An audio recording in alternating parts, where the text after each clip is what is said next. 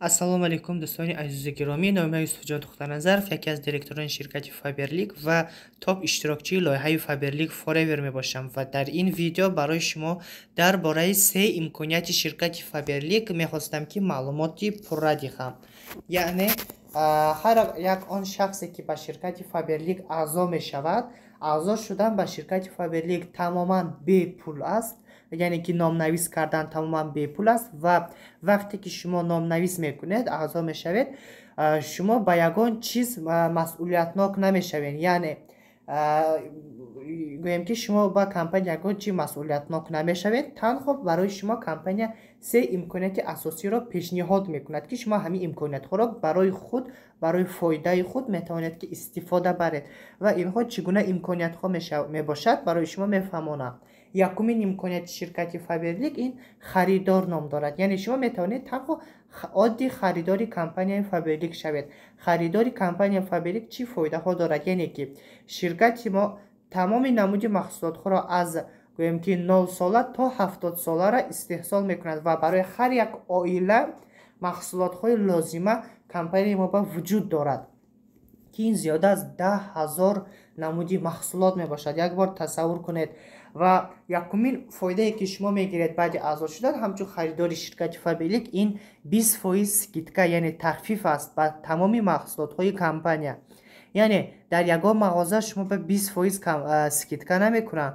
дар компанияи мо бошад ба ҳамаи маҳсулотҳо шумо аз 20% скидка мегиред ба тамоми маҳсулотҳо ва баъдан тӯҳфаҳои арзанда, яъне барои харидҳои худ шумо метавонед ки тӯҳфаҳои арзанда бигиред ки беҳад тӯҳфаҳои хуб ҳастанд аз тарафи компания. ва баъдан боз сарфаи вақт ва буҷаи оила, яъне ки шумо ҳам вақти худро эконом мекунед, ҳам пули худро эконом мекунед. чӣ гуна?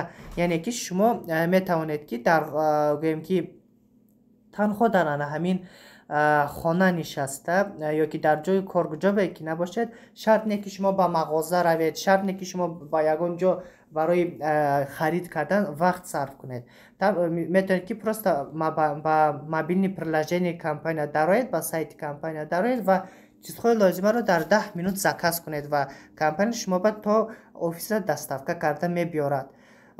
яъне ки дар 10-15 минут аллакай заказотонро мезанед ва бо скидкаҳои хуб, бо тӯҳфаҳои хуб шумо метавонед ки буҷаи оилаи худро бехат хушро эконом намоед ва барои тамоми оила компания Фаберлик чизҳои лозимаро истеҳсол мекунад. дуюмин имконияти компанияи мо ин харидор фурӯшанда мебошад. яъне харидор фурӯшанда чӣ кор мекунад? ғайр аз он ки маҳсулоти худро худаш истифода мебарад, маҳсулоти ширкатро, ғайр аз ин боз метавонад ки ба дигарон, ба шиносои худ, ба хештаборони худ, ба ҳамкорони худ, ба ҳамкурсони худ, яъне ки ба он шахсоне ки мешиносад маҳсулотҳои ширкатро тавсия диҳад, маҳсулотҳои ширкатро реклама кунад ва аз фурӯхтагиш фоида бигирад. яъне ки ай фурӯхтагиш даромади зуд ба даст мебиёрад ва тӯҳфаҳои олиҷаноб мегирад барои харидҳои худ, тӯҳфаҳои бехат хушрӯ мегирад.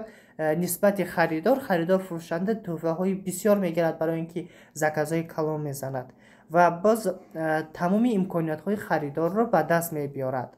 яъне ки харидор чӣ имкониятҳое ки дорад, ҳамин имкониятҳоро харидор фурӯшанда низ ба даст мебиёрад.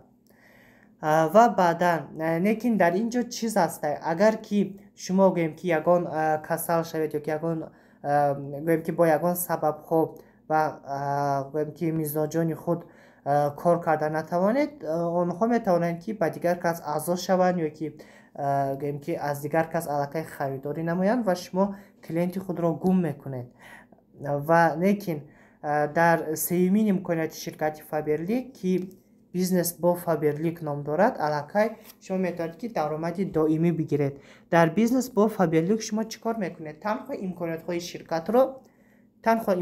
ширкатро ба дигарон мефаҳмонед. яъне ки маҳсулотҳое ки худатон истифода мебаред, барои худатон маъқул аст, ба дигарон тавсия мекунед.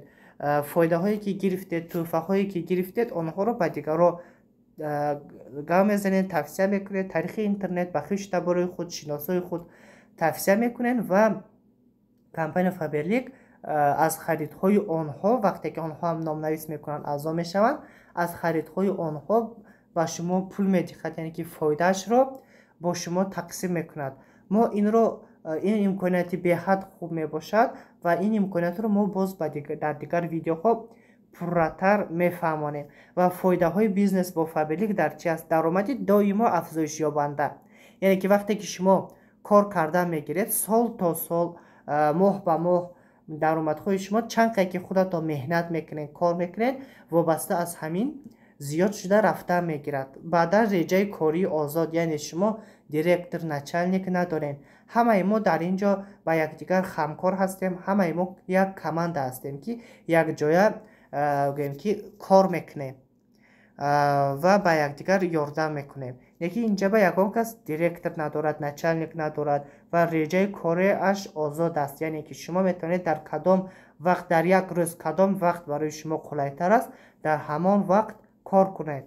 بعدا بیزنس قانونی و امکانیت میراث ماندن، یعنی که بیزنس ما قانونی میباشد و ما قانونی درآمد میگیریم و گویم که بیزنسی که ما گویم که بعدا میسازیم و از میوه او بهره مند میشویم، او رو گویم که بیزنس خود رو کلان کرده بعدا میتوانیم که بیزنس تیار رو همچون میراث مانیم و یا که به یگان کس تحفه کنیم، که برای اینکه این بیزنس قانونی است همه چیز در این کار ما قانونی می باشد.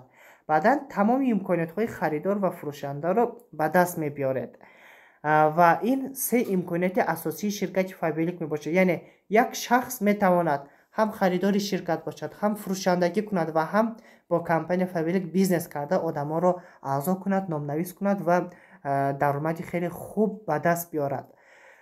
همین سه امکانیت شرکت فابلیک می باشد. دوستان عزیز، با شما کدام امکانیت که معقول است همه امکانیت را می توانید انتخاب نمایید و یا که می توانید که هر سه امکانیت را هم انتخاب نمایید. این الکی از قرار خود شما وابسته است. ما باشیم با شما تنها بردباری خواه و برکت کار و که درجه های بلندترین شرکت را آرزومند می شویم و در راه شما چند که عدد ما می بیاید همون قدر برایتان کمک می رسانیم، یاردم میکنیم. سلامت و سربلند باشید و تا ویدیوهای آینده.